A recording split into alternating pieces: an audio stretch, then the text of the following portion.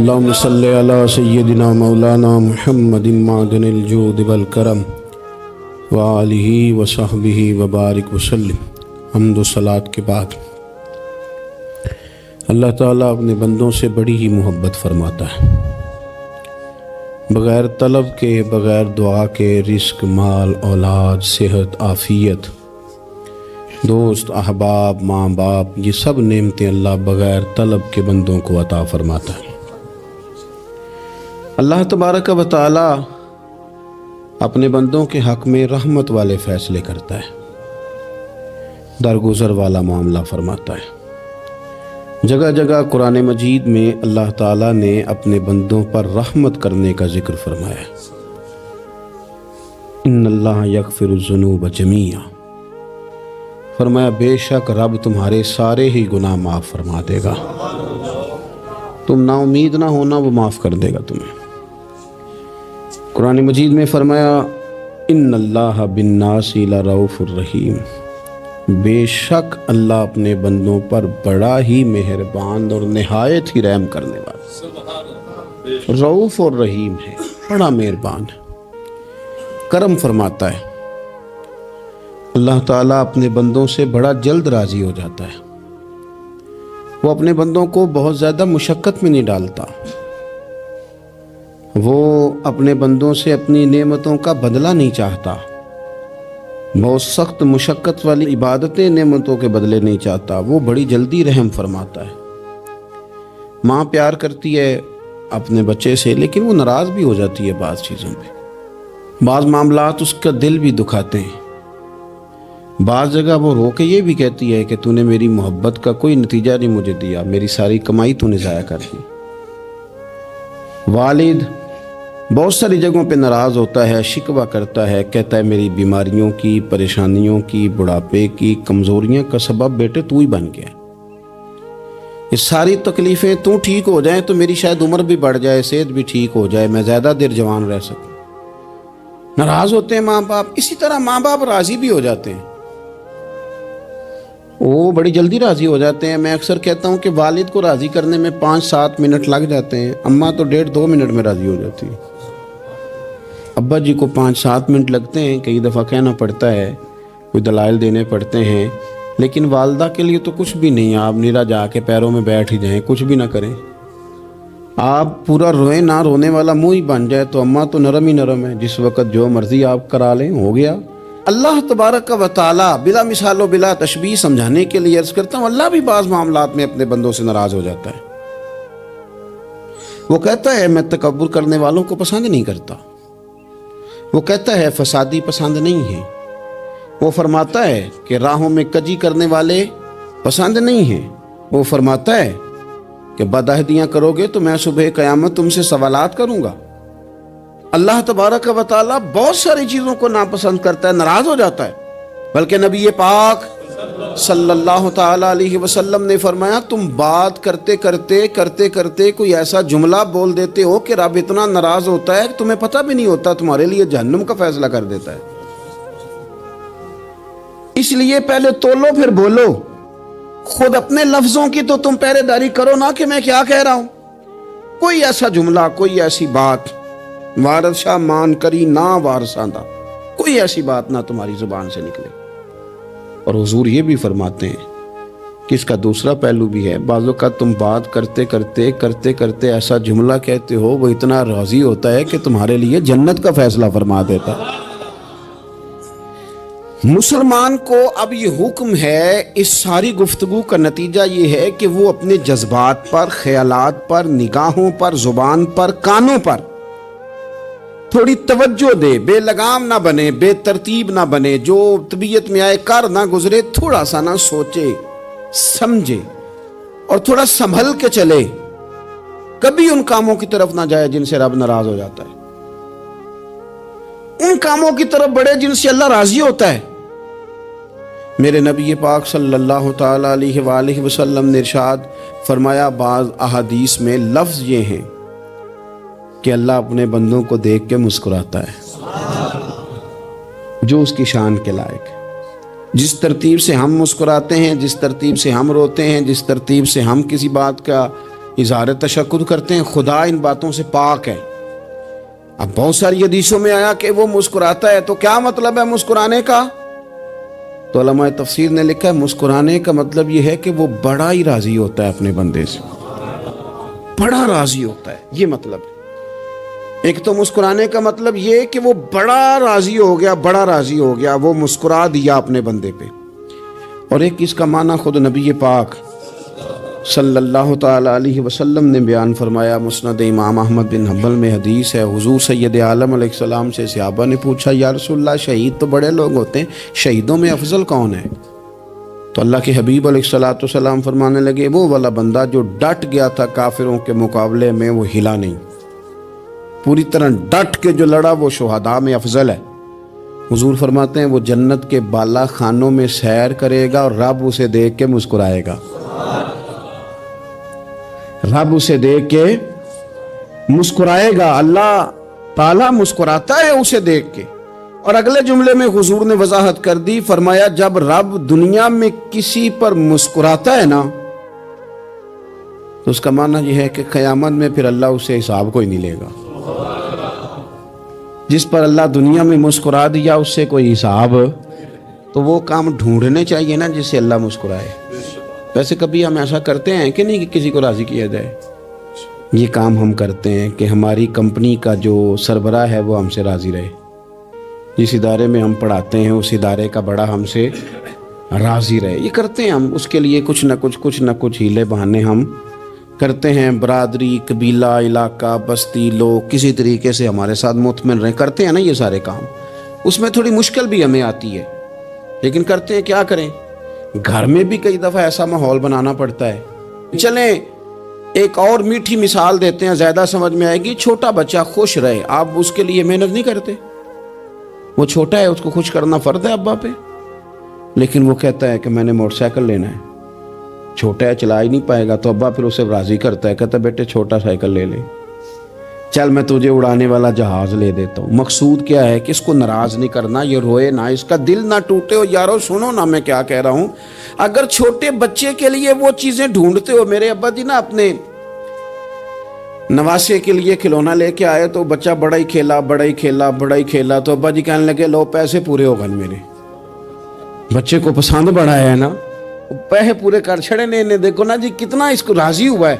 تو انسان کیا کرتا ہے کہ کوشش کرتا ہے چھوٹا بچہ بھی ناراض نہ ہو، تو وہ چیزیں وہ ڈھونڈتا ہے کہ اس کو کیا پسند ہے، چاکلیٹ لے جاؤں، فلاں چیز لے جاؤں، آئس کریم لے جاؤں. تو ایک بچے کے لیے، گھر کے لیے، سربراہ کے لیے اتنی محنت کرتے ہو، تو وہ کام بھی ہمیں ڈھونڈ کے تلاش کرنے چاہیے نا جس سے رب راضی ہوتا ہے، اللہ راضی ہوتا ہے. بتاؤں وہ کون کون سے کام ہیں؟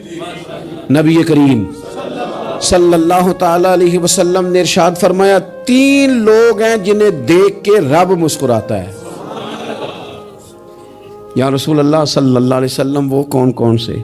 تو محبوب فرمانے لگے ایک وہ بندہ ساری مخلوق سوئی ہے، آدھی رات ہے، رات کا پچھلا پہر ہے، اس نے اٹھ کے وضو کر لیا، مصلی پہ کھڑا ہو گیا خدا کی یاد میں. فرمایا اسے دیکھ کے رب مسکراتا ہے جو اس کی شان کے لائق ہے. مسکراتا ہے اللہ. یہ تو سونے کا ٹائم تھا، یہ تو گہری نیند آنے کا وقت تھا، رات کا پچھلا پہر. رات پوے تے بے درداں نو نیند پیاری آوے، تے درد منداں نو یاد سجن دی ستیاں وی آن جگاوے. اور ساون کی کالی راتوں میں جب بوندا باندی ہوتی ہے، وہ راتوں کو اٹھ روتے ہیں جب خلقت ساری سوتی ہے. اللہ مسکراتا ہے.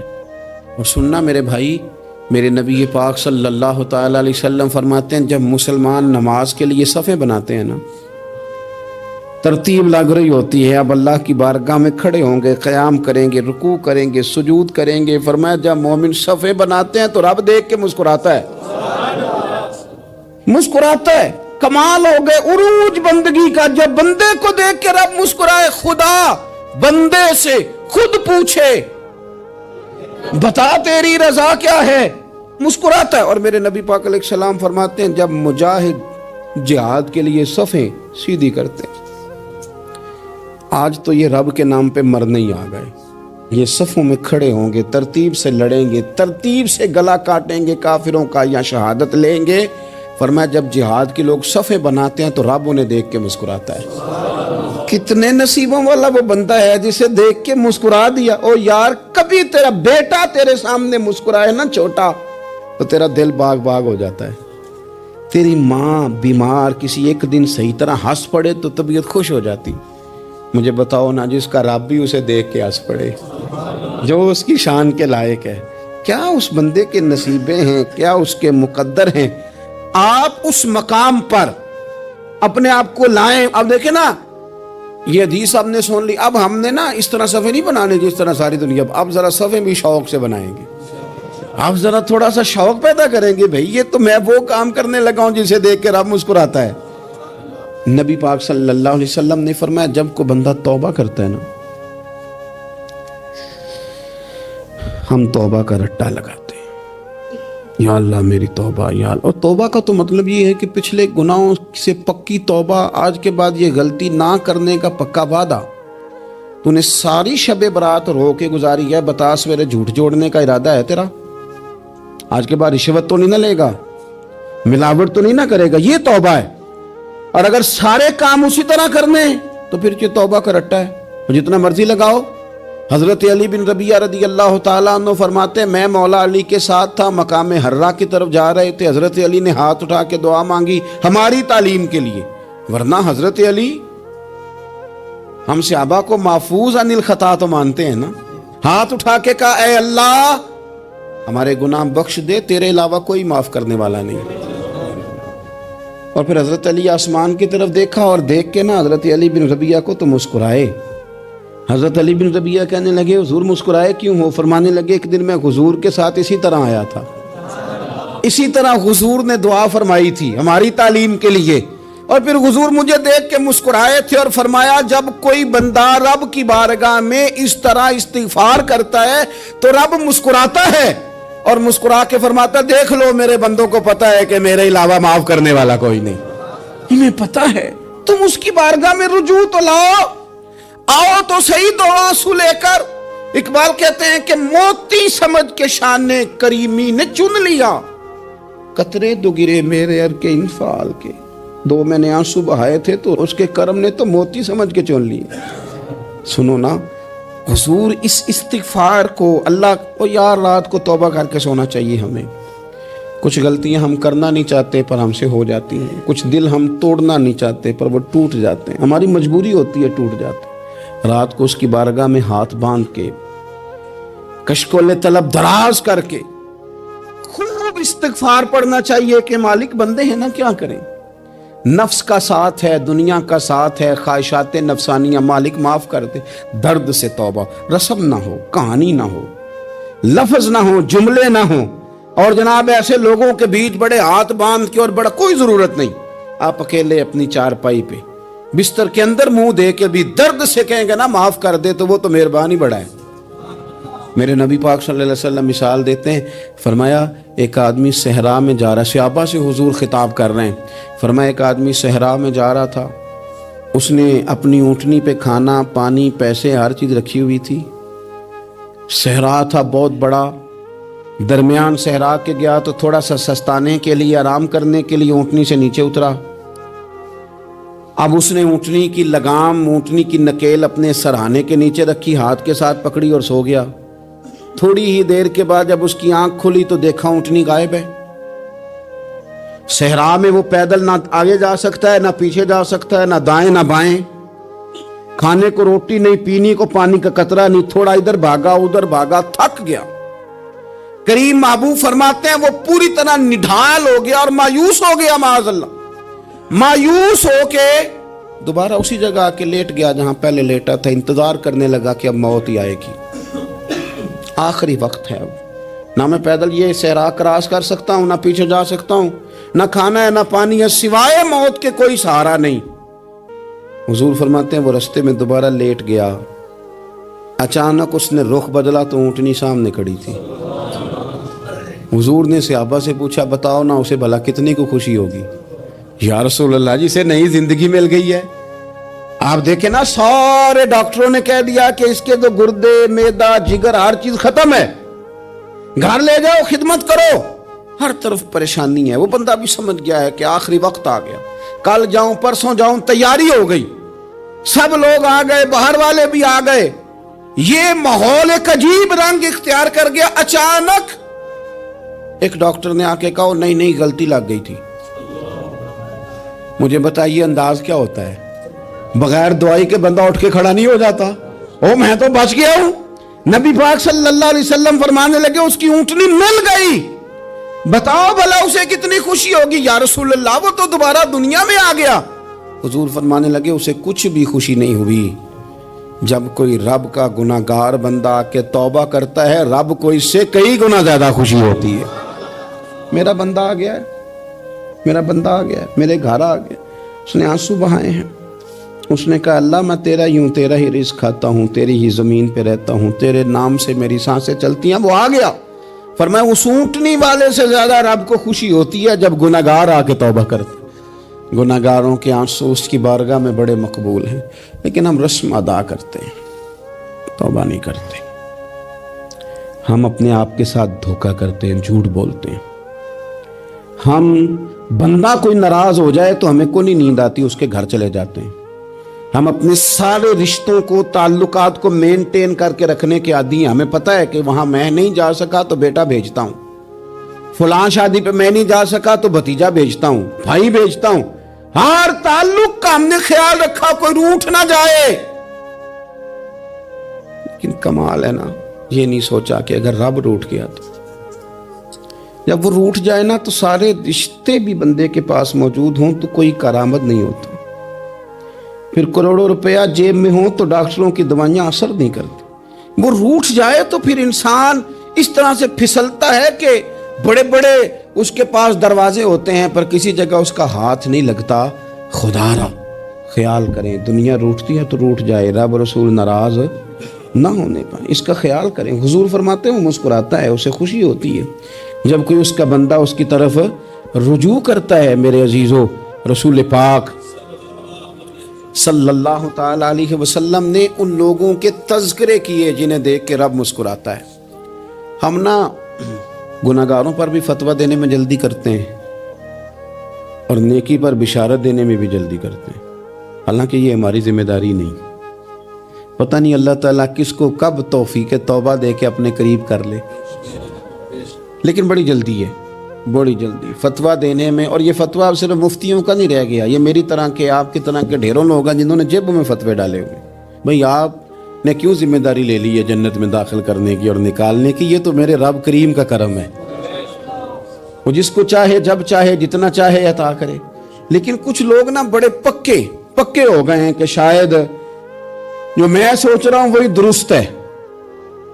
کبھی کبھی کچھ چیزیں عجیب بھی ہوتی ہیں, لہذا خدا کی رحمت پر بھروسہ کر کے بات کرنی چاہیے. اپنی مرضی کے فتوے نہیں داغنے چاہیے.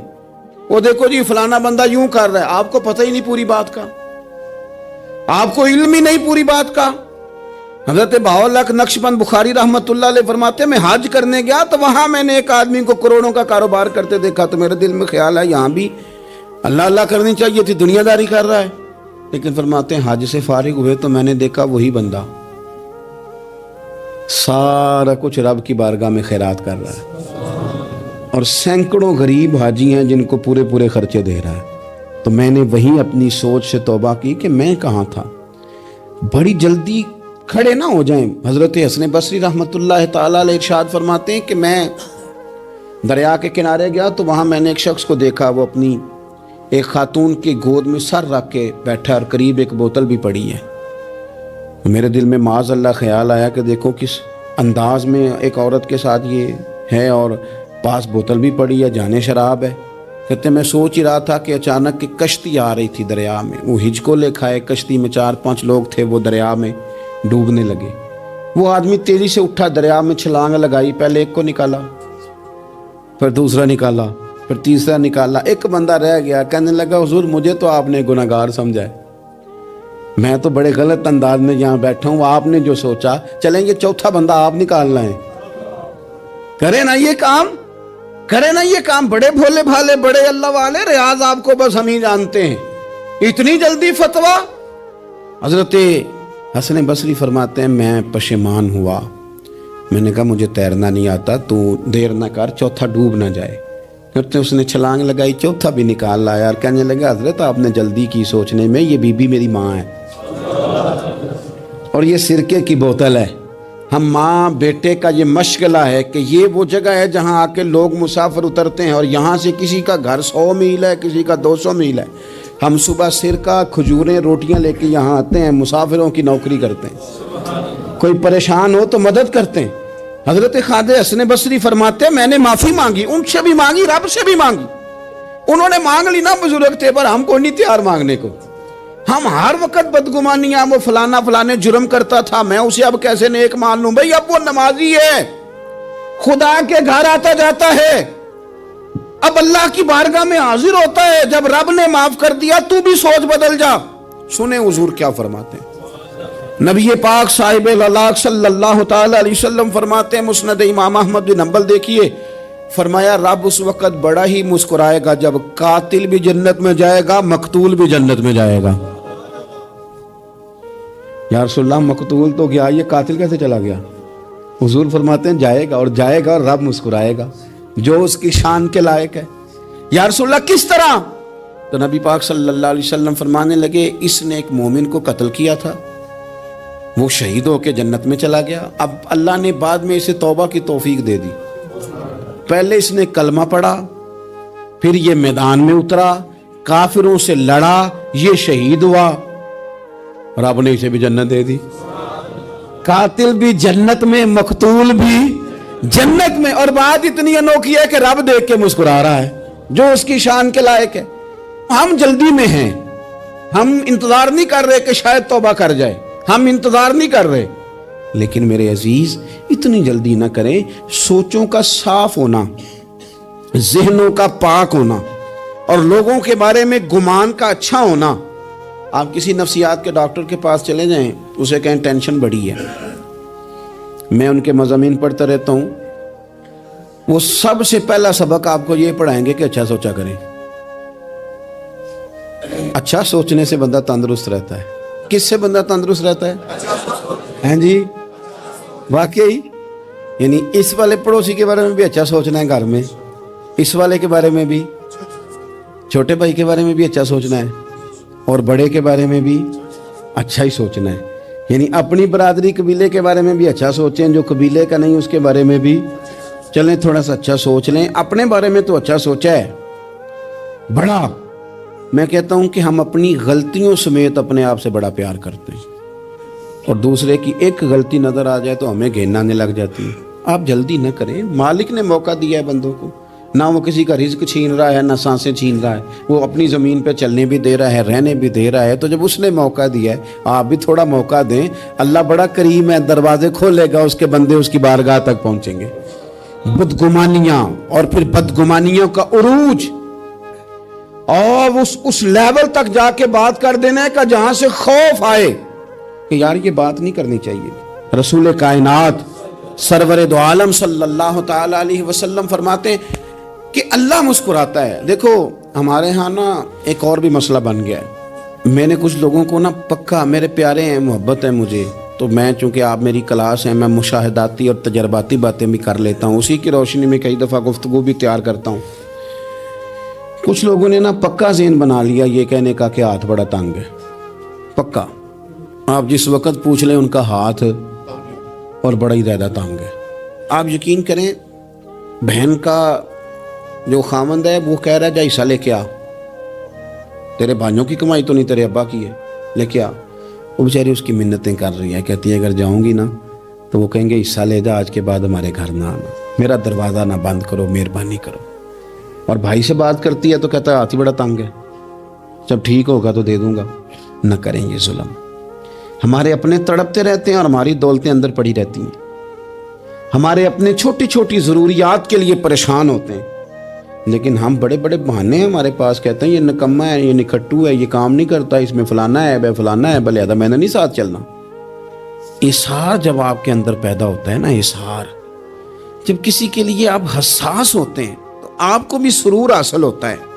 نہ کریں یہ کام کہ آپ کو اللہ نے وسعت دی اور ہر وقت آپ ہاتھ تانگ ہونے کا رونا رو رہے ہیں۔ ہر وقت آپ یہ کہہ رہے ہیں میں بڑی آزمائش میں ہوں، جب خدا نے آپ پہ نہیں ڈالی تو اتنے جھوٹ بولنا صرف اس لیے کہ میرے پیسے بچ جائیں، صرف اس لیے کہانی سنانا کہ حالات میرے بڑے خراب ہیں کہ کوئی بندہ میرے سے کوئی تھوڑا بہت قرض نہ مانگ لے۔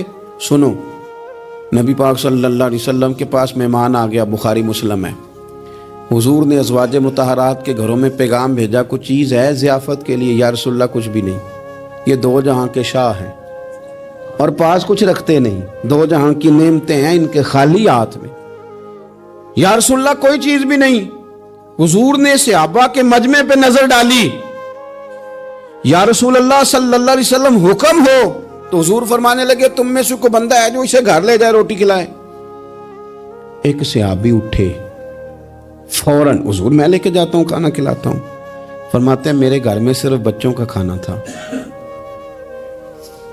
یہ نہیں کہ فریزر بھرا ہوا ہے نعمتوں سے، صرف بچوں کا کھانا، یہ نہیں کہ کسی کو دیکھ کے اپنی ہنڈیا پہ برتن دے لیا، صرف بچوں کا کھانا۔ کہتے ہیں گھر گیا، بیوی سے کہا کیا کیفیت ہے؟ کہنے لگی بچوں کی روٹی ہے۔ میں نے کہا بچے سلا دے، صبح ناشتہ کر لیں گے۔ تو کہنے لگی آپ کیا کھائیں گے؟ تو میں نے کہا نہ میں کھاؤں گا نہ تو کھائے گی، مہمان جو نبی پاک کا ہے۔ کہا اچھا، اب ذرا تجویز دیکھو میاں بیوی کی سوجھی آپس میں۔ کہتے ہیں کھانا لگا دینا، کیونکہ ایک آدھ بندے کا کھانا ہے۔ اپنی غربتوں کا ہر جگہ اظہار کرنا، رونا رونا، یہ دیکھو غربت کیسے چھپائی جا رہی۔ اس کو کہا نہیں کہ چل تو تھوڑا رحم کھا، تو آیا ہے تو تھوڑا رحم کھا، یہ نہیں کہا اٹھ کے نا تو کھانا رکھنا اور اٹھ کے نا چراغ ٹھیک کرنے کے بہانے بجھا دینا۔ ہم دنیا والوں کے سامنے کیوں اپنے دکھ بیان کریں؟ ہم جو کہیں گے رب رسول کی بارگاہ میں کہیں گے۔ تو نا چراغ ٹھیک کرنے کے بہانے، اہلیہ اٹھی، کھانا دینے کے بعد چراغ ٹھیک کرنے کے بہانے بجھا دیا۔ خامد بھی ہاتھ چلاتے رہے، بیوی کبھی برتن رکھتی کبھی اٹھاتی، پتہ چلے کہ کھانا کھا رہے ہیں، کھانا کھایا جا رہا ہے۔ کہتے ہیں مہمان پیٹ بھر کے کھانا کھا گیا۔ یہ کام ہوا رات کے اندھیرے میں، اس وقت ہوا جب چراغ بھی بند تھا، اس وقت ہوا جب کوئی دیکھنے والا نہیں تھا، کسی پڑوسی کو بھی خبر نہیں تھی۔ فرماتے ہیں صبح کے اجالے میں اس مہمان کو لے کے مسجد نبوی میں نے قدم رکھا تو نبی کریم نے فرمایا رات جو تم نے کام کیا ہے نا اسے دیکھ کے میرا رب بڑا مسکرایا ہے، اللہ بڑا مسکرایا ہے۔ اللہ تر دامنی پہ شیخ ہماری نہ جائیے، ہم دامن نچوڑ دیں تو فرشتے وضو کریں۔ یہ شان ہے صحابہ کی۔ نبی کریم علیہ السلام نے فرمایا رب رات مسکرایا تیرا یہ انداز دیکھ کے، اور اس نے قرآن نازل کیا وَيُؤْثِرُونَ عَلَىٰ أَنفُسِهِمْ وَلَوْ كَانَ بِهِمْ خَصَاصَةٌ۔ کچھ لوگ وہ ہیں جنہیں بڑی بھی ضرورت ہو تو دوسروں پر اثار کر دیتے ہیں، قربانی دے دیتے ہیں۔ رب مسکرایا ہے، اندر پیسے رکھے ہوئے ہیں، اندر پیسے رکھے ہوئے ہیں، اور بہن آ کے منت کر رہی ہے کہ بھائی حالات بڑے خراب ہیں، تھوڑی سی مہربانی کر۔ تو کہتے ہیں بہن پردہ یہ بس، کیسے بتاؤں تجھے حالات، مجھے کیا بتاؤں کام کتنی مشکل سے چلتا ہے، یہ پردہ یہ بس۔ بہرحال اگر تو نے کہا ہے نا 50,000 تو میں زیادہ نہیں کو 20 کو دے دوں گا تجھے، وہ بھی خاصی نیکی کر کے، وہ بھی بتا سکھا کے۔ رات اماں پہ علیحدہ سے احسان چڑھاؤں گا، ابا پہ علیحدہ سے چڑھاؤں گا کہ تمہاری بیٹی کے ساتھ تعاون کرنا، سارے علاقے کو ویسے ہی بتاؤں گا۔ اور وہ غریبنی بیچاری 20,000 لے کے گھر گئی ہے، پھر سفارشیں کر رہی ہے کہ مہربانی کرو۔ میں نے ایسے بھی دیکھے ہیں جو پہلے بیوی کو پکڑاتے ہیں، تو دے، اس لیے کہ پھر وزیر اعظم تو ڈنڈا نکال لے گا تو بڑا مشکل ہو جائے گا پھر گھر میں رہنا، لہذا وہ یہ تو آگے لگ۔ یہ کیا لہجہ ہے آپ کا؟ یہ تو کسی کو بھی دیں تو چھپا کے دینے کا حکم ہے، کسی کو بھی دیں تو ہمیں حکم یہ ہے کہ سیدھے ہاتھ سے دینا ہے، الٹے کو خبر۔ اور یہ جو بالکل ہی اپنے ہیں ان پر تو پردہ پوشی آپ کے لیے ویسے ہی ضرورت تھی۔ میرے عزیز، رب مسکراتا ہے۔ میرے نبی پاک علیہ السلام نے یہ اعمال ہمیں بتائے جن پر اللہ مسکراتا ہے، خوش ہوتا ہے۔ اور بعض لوگوں کو حضور نے نامینیٹ کیا۔ حضرت سعد بن معاذ رضی اللہ تعالیٰ عنہ عظیم صحابی تھے، یہ وہ خوبصورت صحابیاں جن کے جنازے کو کندھا میرے نبی پاک نے عطا فرمایا، حضور نے کندھا عطا فرمایا۔ کمال ہو گئی، نرخ بازار محبت کا انوکھا ہی ہو گیا، خود خریداروں میں شامل آ کے مولا ہو گیا۔ حضور نے کندھا دیا۔ حضرت سعد بن معاذ رضی اللہ تعالیٰ عنہ کا جب جنازہ اٹھا، ان کی والدہ رو پڑی، بڑے درد سے روئی، ماں تھی نا، ان کی آواز جب حضور تک گئی تو نبی پاک نے فرمایا آنسوؤں کو روک لے، آواز کو کم کر لے، تیرے بیٹے کی تو جب روح پرواز ہوئی ہے تو رب مسکرایا ہے۔ جس کے آنے پہ رب راضی ہو مسکرا دے جو اس کی شان کے لائق ہے۔ یہ تو وہ لوگ ہیں کہ جن کے جانے پر نہ رب، وہ کسی نے کہا تھا کہ میرے مرنے پہ ہر سو شور مچ جائے گا، دیکھو گے میرے مرنے پہ ہر سو شور تمہیں پتہ چل جائے گا جب ہم جائیں گے، میرے مرنے پہ ہر سو شور مچ جائے گا دیکھو گے، اور کہنے الوداع سرکار خود تشریف لائیں گے۔ اور درویش کہنے لگے بعد مرندے مکھڑا میرا ہو جاوے جے تازہ، پھر سمجھ لینا محبوب میرے نے آن پڑے ہے جنازہ، اور عاشق کا جنازہ ہے ذرا دھوم سے نکلے اور محبوب کی گلیوں سے ذرا گھوم کے نکلے۔ فرمایا کہ ان کے تو جانے پہ رب کریم، اور حضور نے ایک دعا بھی دی۔ حضرت ابو طلحہ، حضرت طلحہ رضی اللہ تعالیٰ عنہ صحابی تھے، ان کا وصال ہو گیا تو حضور نے دعا بھی دی۔ فرمایا یا اللہ جب میرا طلحہ آئے نا تو اس سے مسکرا کے بات کرنا، یہ تجھ سے مسکرا کے بات کرے جو تیری شان کے لائق ہے۔ تو اللہ تعالیٰ غائب درجے راضی ہوتا ہے۔ ایک دفعہ پھر بات دہراتا ہوں، جو میدان میں ڈٹ کے شہید ہو رب اسے دیکھ کے مسکراتا ہے، جو اس کی شان کے لائق، جو توبہ صحیح کریں سچی کریں رب انہیں دیکھ کے مسکراتا ہے جو اس کی شان کے لائق ہے، جو نماز کے لیے صفیں بنائے رب انہیں دیکھ کے مسکراتا ہے، جو جہاد کے لیے صفیں بنائے رب دیکھ کے مسکراتا ہے، جو لوگ صبح پچھلے پہر اٹھ کے عبادت کریں رب انہیں دیکھ کے مسکراتا ہے، اور جو کبھی کبھی بھوکے رہ کے دوسروں پر قربان کر کے احسان کر دیں رب انہیں دیکھ کے مسکراتا ہے۔ بہت بڑی فضیلت ہے۔ اللہ ان سارے کاموں میں سے کسی ایک کام پہ ہمیں بھی لگا دے تاکہ یہ بڑی فضیلت اللہ تعالی ہم گناہگاروں کے حصے میں بھی فرما دے۔ آخر دعوانا